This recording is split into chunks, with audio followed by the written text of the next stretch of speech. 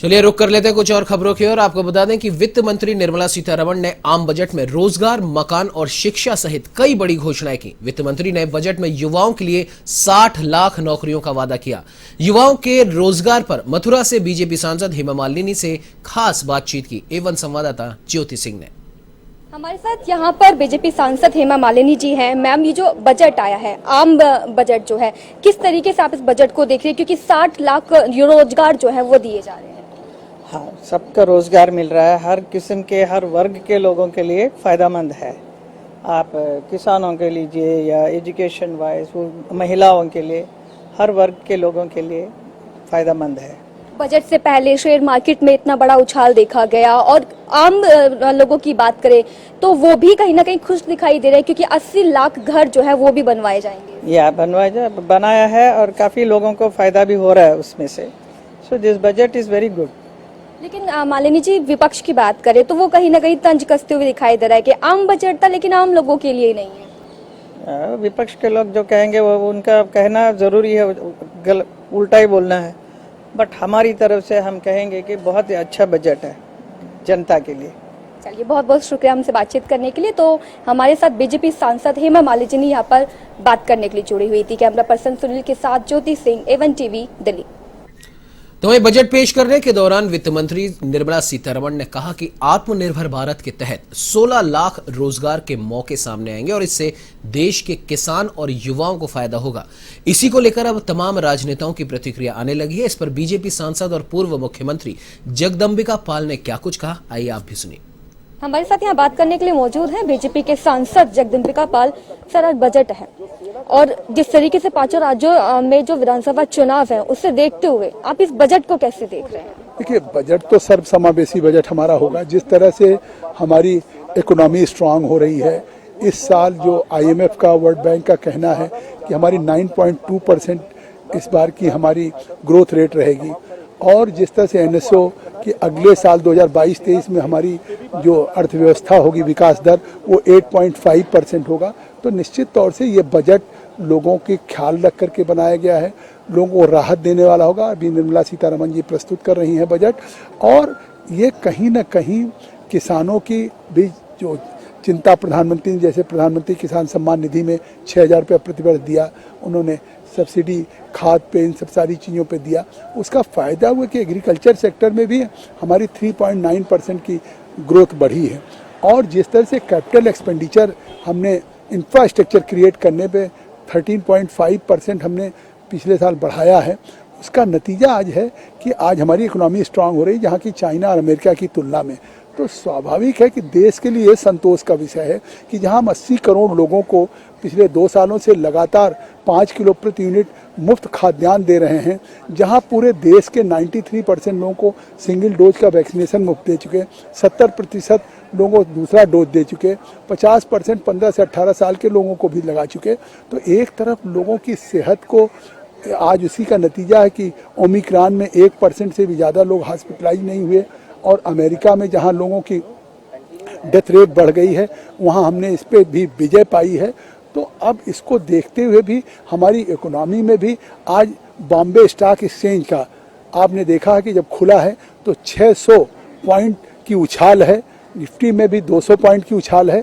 तो जब share market में और बॉम्बे स्टॉक एक्सचेंज में एक तरह से उस इकोनॉमिक सर्वे के आधार पे संभावनाएं, उन्होंने इतनी बड़ी उछाल आई है कि आने वाले दिनों में भारत की अर्थव्यवस्था, भारत का सर्विस सेक्टर में जिसमें 8.2% हमने डाला है, एम्प्लॉयमेंट भी बढ़ेगा। अपोजिशन का कहना है कि जिस तरीके से ये आम बजट है देश का, लेकिन आम लोगों के लिए कुछ नहीं है, सब कुछ जो है वो 5 राज्यों के विधानसभा चुनाव के मद्देनजर किया जाए। अब उनके सामने तो बजट तैयार हुआ नहीं है, ये देश का बजट है, और अभी जब बजट आ जाएगा तो पूरे देश के लोग इसका स्वागत करेंगे कि देश की आम जनता का बजट है। चलिए, बहुत बहुत धन्यवाद हमसे बातचीत करने के लिए। तो कोरोना संकट के बीच में देश का बजट जो है वो पेश होने जा रहा है, और इसी पर हमारे साथ यूपी बीजेपी सांसद जगदम्बिका पाल हमारे साथ यहाँ पर बात कर रहे थे, जिनका साफ तौर पे कहना था कि कोरोना संकट के बीच में ये बजट जो है वो पेश हुआ है, और ऐसे में अपोजिशन पार्टी का जिस तरीके से वो रिएक्शन कर रहे हैं, रिएक्ट कर रहे हैं, वो देश का बजट जो है पूरे देश के लोगों के लिए अच्छा साबित होगा।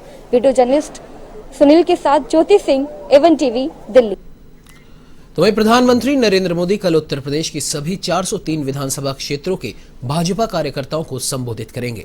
ऑनलाइन आयोजित होने वाले कार्यक्रम में आत्मनिर्भर अर्थव्यवस्था पर जोर दिया जाएगा। इसके लिए सभी विधानसभा क्षेत्रों में LED स्क्रीन लगवाई जाएगी और साथ ही साथ इस कार्यक्रम में भाग लेने वाले कार्यकर्ताओं का पंजीकरण भी किया जा रहा है।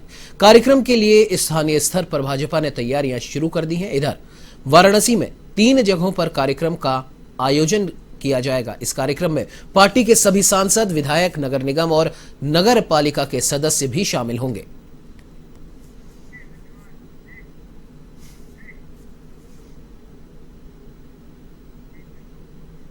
बता दें कि पश्चिम उत्तर प्रदेश की चुनावी जंग भाजपा के लिए बेहद अहम बन गई है।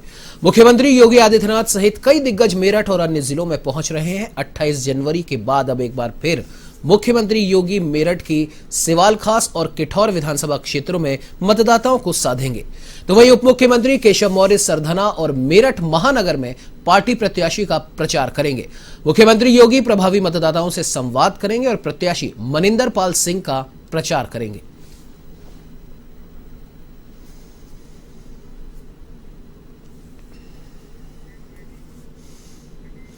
तो वहीं बसपा सुप्रीमो मायावती ने उत्तर प्रदेश विधानसभा चुनाव के लिए 5वें चरण की 61 सीटों पर प्रत्याशियों का ऐलान कर दिया है। इसके अलावा 3 जिले की 4 सीटों के प्रत्याशी भी बदले गए हैं। मायावती ने 5वें चरण की 61 सीटों में से 20 सीटों पर ब्राह्मण प्रत्याशी उतारे हैं। इसके अलावा 9 सीटों पर मुस्लिम प्रत्याशी दिए गए हैं। तो वहीं सुल्तानपुर के इसौली से यशभद्र सिंह उर्फ मोनू सिंह, सदर से OP सिंह को टिकट दिया गया है, जबकि डिप्टी CM केशव प्रसाद मौर्य के सामने सिराथू से संतोष कुमार त्रिपाठी प्रत्याशी बनाए गए हैं। भिनगा से अगर बात की जाए तो निवर्तमान विधायक असलम अली रायनी बसपा छोड़ सपा में चले गए थे। इस सीट पर अलीमुद्दीन अहमद को उतारा गया है। तो वहीं गोंडा में भाजपा के बागी विनोद कुमार शुक्ला को कटरा बाजार से प्रत्याशी बनाया गया है।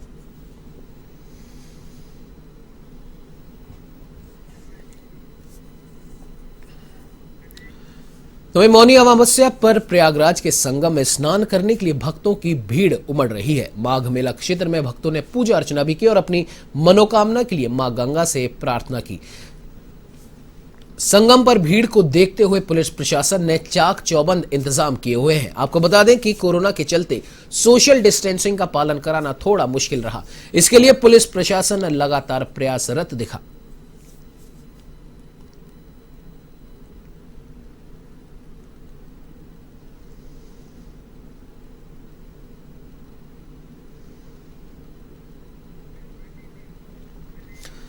तो मौनी अमावस्या के मौके पर भगवान शिव की नगरी काशी में भी भक्तों की भारी भीड़ दिखाई दी। वाराणसी के प्रमुख घाटों पर गंगा स्नान के लिए अल सुबह से ही भक्तों का जमावड़ा लगा हुआ था। साथ ही दान पुण्य का दौर भी लगातार जारी है। इसी बीच मंदिरों में भी पूजा अर्चना की जा रही है।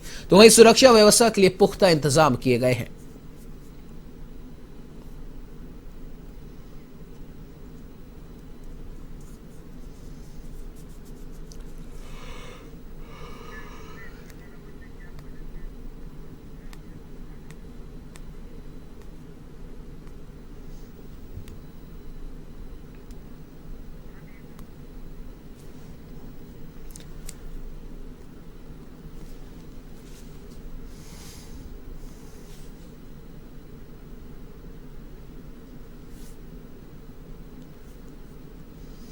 तो आपको बता दें कि मौनी अमावस्या के दिन काशी में भगवान शिव की नगरी में आस्था का सैलाब देखा गया। मौनी अमावस्या पर गंगा में लगाई गई आस्था की डुबकी, काशी में उमड़ा जन सैलाब।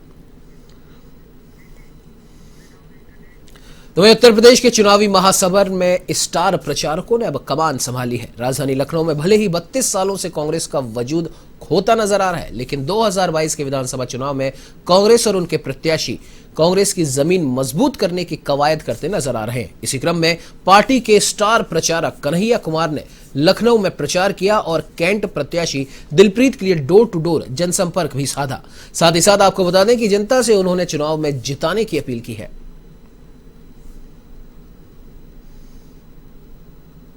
देखिए, ना हम कद्दावर हैं ना नेता हैं, हम इस देश के एक आम नागरिक हैं और कांग्रेस पार्टी के एक आम कार्यकर्ता हैं।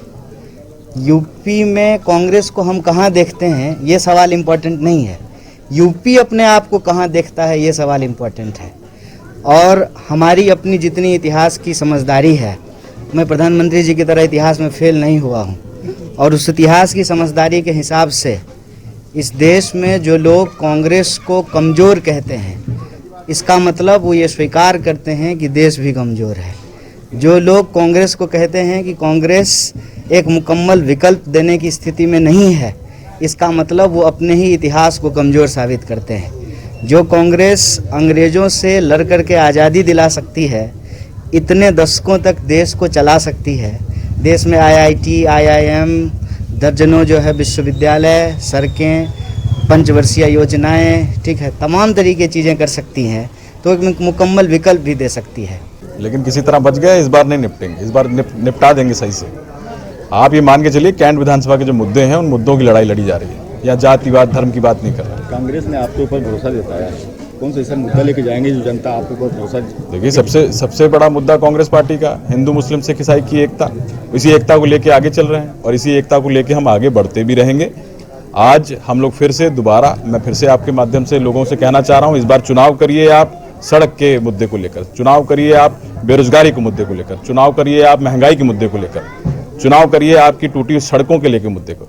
हम लोग मुद्दों की राजनीति करने वाले लोग हैं और मुद्दों को लेकर ही लोगों के बीच में जा रहे हैं। और मुझे लगता है इस बार लोग भी पूरा समर्थन कांग्रेस पार्टी को खाली कैंट विधानसभा नहीं, पूरे उत्तर प्रदेश में देंगे और ये देखने को आपको 10 मार्च को मिलेगा। खबर बलिया से है, जहां रसड़ा थाना क्षेत्र स्थित नगर गांव में वाहन खड़े करने को लेकर 2 पक्षों में विवाद हो गया, जिसमें से एक पक्ष ने दूसरे पर गोली दाग दी। सुरेश राजभर नामक व्यक्ति घायल हो गया और आनन फानन में परिजनों ने घायलों को CHC रसड़ा पहुंचाया, जहां से उसे वाराणसी के अस्पताल में रेफर कर दिया गया है। आपको जानकारी के लिए बता दें कि घायल व्यक्ति सुहेल देव भारतीय समाज पार्टी के विधानसभा अध्यक्ष के पिता हैं। SP बलिया राजकरण नैयर ने बताया कि मामले में घायल पक्ष से तहरीर के आधार पर जांच की जा रही है। थाना रसड़ा अंतर्गत ग्राम नगर में 2 पक्षों में झगड़े में एक व्यक्ति के गोली लगने की सूचना है। उस संबंध में भी मैं जिला अस्पताल आया था। बताया गया कि जो घायल है उसकी कंडीशन स्टेबल है, फिर भी एहतियातन बेहतर ट्रीटमेंट हेतु उसको यहाँ से रेफर कर दिया गया है। उपरोक्त मामले में जो घायल पक्ष है उनकी तरफ से तहरीर लेकर के मुकदमा पंजीकृत कर अन्य पक्ष के 2 लोगों को हिरासत में लेकर के पूछताछ की। सर, ये कैसा विवाद है? ये जो पता चल रहा है कि कल रात को एक पक्ष के यहाँ पे तेरही के कार्यक्रम में घर के बाहर खड़े मोटरसाइकिल से रास्ता ब्लॉक होने को लेकर के विवाद हुआ था, जिसके संबंध में आज इनके बीच में बात करते समय वाद विवाद हुआ है। इसी क्रम में आगे की घटना हुई है। बाकी जो तफ्तीश में आएगा आप लोगों को अवगत करवाया जाएगा। तो वहीं कौशाम्बी में कोहरे के चलते एक सड़क हादसा हो गया। यहां के सिराथू रेलवे ओवरब्रिज पर 2 ट्रकों में भीषण भिड़ंत हो गई। हादसे में ट्रक चालक गंभीर रूप से घायल बताए जा रहे हैं। मौके पर मौजूद लोगों ने आनन फानन में घायलों को नजदीक के अस्पताल में भर्ती कराया। तो वहीं आपको बता दें कि पुल पर काफी देर तक जाम भी लगा रहा, जिसके बाद सैनी थाना और सिराथू चौकी पुलिस ने ट्रकों को पुल से हटवाया और यातायात सुचारू करवाया।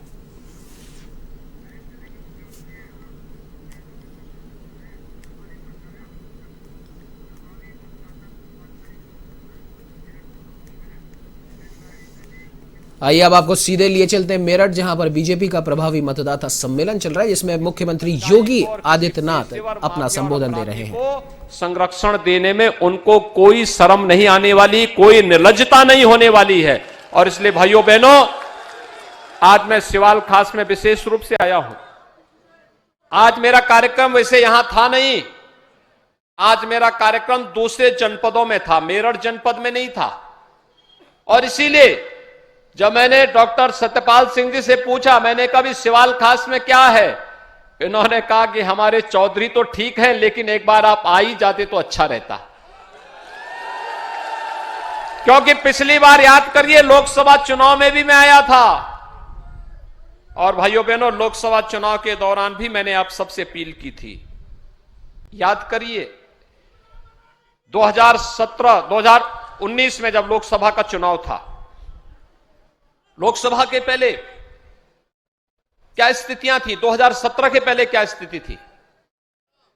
2017 के पहले हर तीसरे दिन एक दंगा होता था, और दंगाइयों का मुंह तोड़ जवाब वही देगा जिसमें दम होगा ना। जब यहां के नौजवान उसका विरोध करते थे तो इन पे झूठे मुकदमे दर्ज कर दिए जाते थे। झूठे मुकदमे दर्ज हो जाते थे। बेटियों इस बुलेटिन में फिलहाल इतना ही। देश प्रदेश की तमाम बड़ी खबरों की जानकारी के लिए आप बने रहिए हमारे साथ और देखते रहिए A1 टीवी। नमस्कार।